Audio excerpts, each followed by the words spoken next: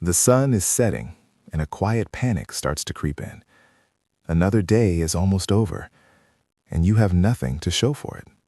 The to-do list is untouched. The ambitious plans you had this morning feel like a distant memory. Instead, the day was spent in a haze, staring at the ceiling, scrolling aimlessly, making another cup of tea. And now, the guilt arrives. It's a heavy, familiar blanket. The inner voice starts its quiet monologue. I've wasted so much time. Everyone else is moving forward, building things, achieving things, and I'm just here, stuck. It's a confusing feeling, isn't it? To be physically rested, yet mentally exhausted. To feel the deep need to do nothing and the intense shame for honoring that need. We call it laziness. We call it procrastination.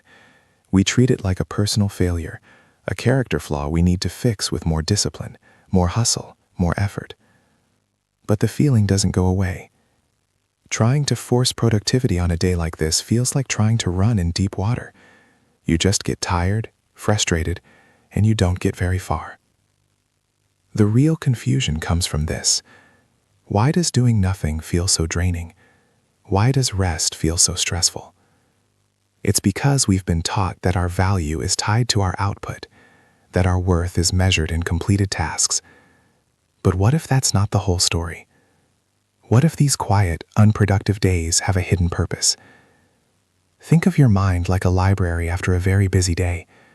Books are left on tables, papers are out of order, and there's a quiet hum of chaos. You wouldn't blame the librarian for closing the doors for a day to put everything back in its right place. They aren't doing nothing. They are doing the essential, invisible work of restoring order so that the library can function again. Your mind is the same. Those quiet, hazy days are not empty. They are sorting days. Your brain is running its background process, connecting new ideas, and quietly healing the tiny paper cuts of daily life.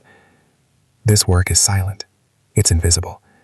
It doesn't create a tangible product you can post online or cross off a list. But it is profoundly important. The feeling of being stuck isn't a sign that you are broken. It's a sign that your system needs to pause and integrate. It's a quiet request for a maintenance day. So here is the gentle shift. What if you saw these days not as a deficit, but as a different kind of progress? We tend to think of progress as only moving forward. But sometimes progress is about deepening. It's the work a plant does beneath the soil. We only celebrate the flower when it blooms, but we forget the silent, crucial work of the roots spreading in the dark, gathering strength. Those wasted days are your root days. They are a quiet, necessary part of your growth.